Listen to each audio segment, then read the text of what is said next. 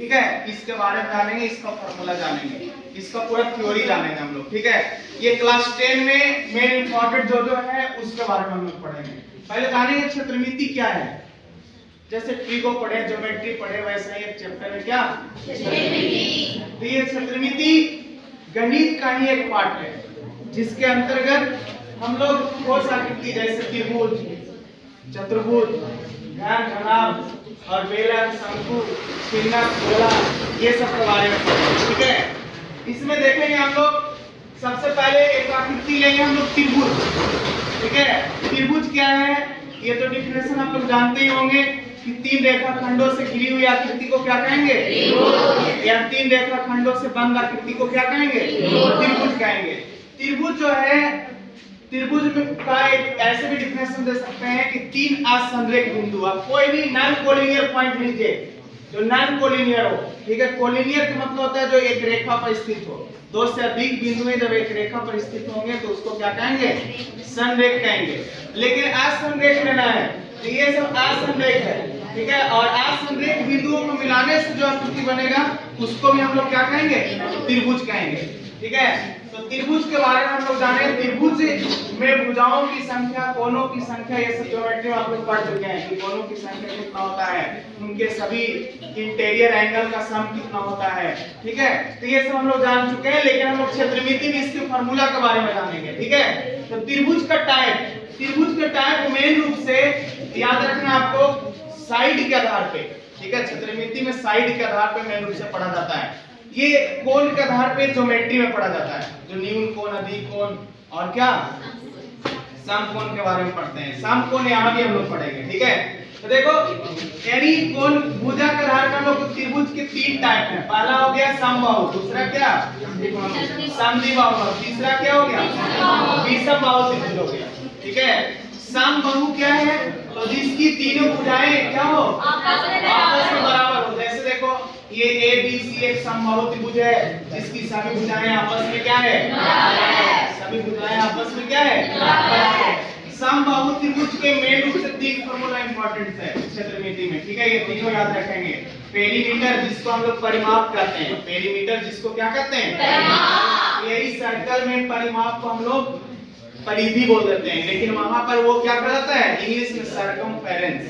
क्या कहलाता है, तो वो सब भी हम लोग जानेंगे। इसमें हम लोग को पढ़ना है, देखो हम लोग को पढ़ना है बेलन, शंकु, छिन्नक, गोल यानी गोला।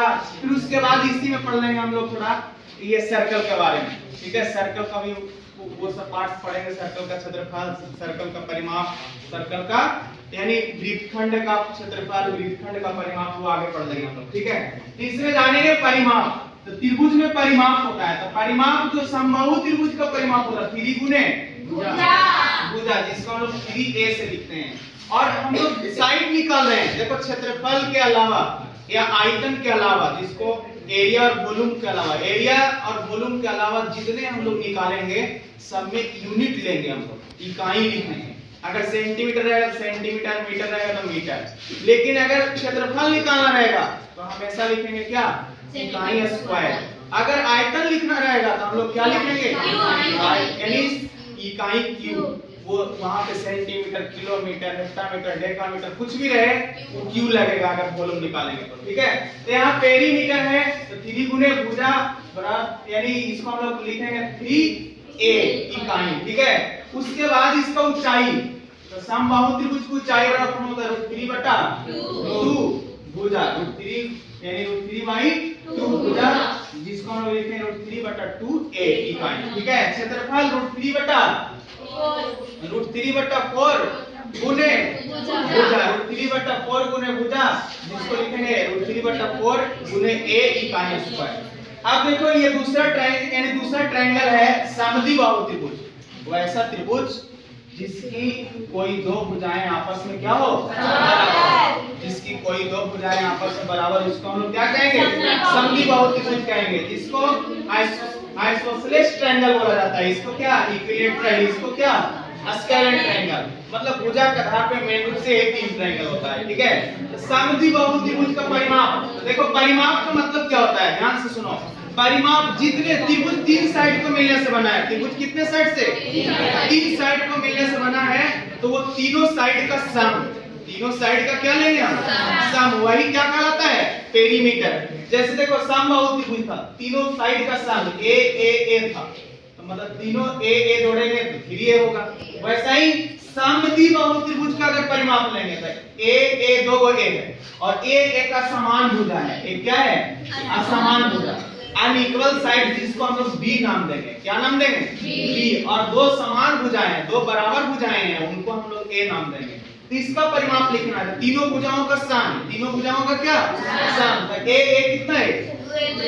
और प्लस बी, यानी 2a प्लस क्या हो जाएगा? b। 2a plus b। अब थोड़ा यहाँ ध्यान दो, ये विषम बाहु त्रिभुज, विषम बाहु त्रिभुज, विषम बाहु त्रिभुज का यानी भुजा जो होता है, यानी वैसे त्रिभुज जिसकी कोई भुजाएं आपस में बराबर नहीं हो, उसको हम लोग क्या कहेंगे? विषम बाहु त्रिभुज। विषम बाहु त्रिभुज का परिमाप होता है a plus b plus c, a plus b plus c। और विषम बाहु त्रिभुज का अर्ध परिमाप, जिसको सेमी पेरीमीटर कहेंगे हम लोग, a plus b plus c by 2। और देखो विषम बाहु त्रिभुज का क्षेत्रफल जो निकाला जाता है उसका एक फार्मूला है जिसको हम लोग हीरोन सूत्र बोलते हैं। कौन सूत्र? हीरोन सूत्र। वो होता है square root of s into s minus a into s minus b into s minus c।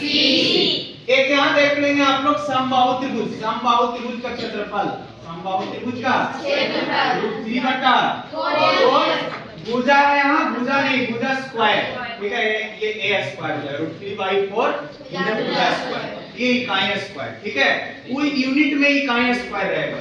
अब देखो ये विषम बाहु भी हम लोग क्षेत्रफल देख लिए, विषम बाहु का क्षेत्रफल किस फॉर्मूला से निकालते हैं हम लोग?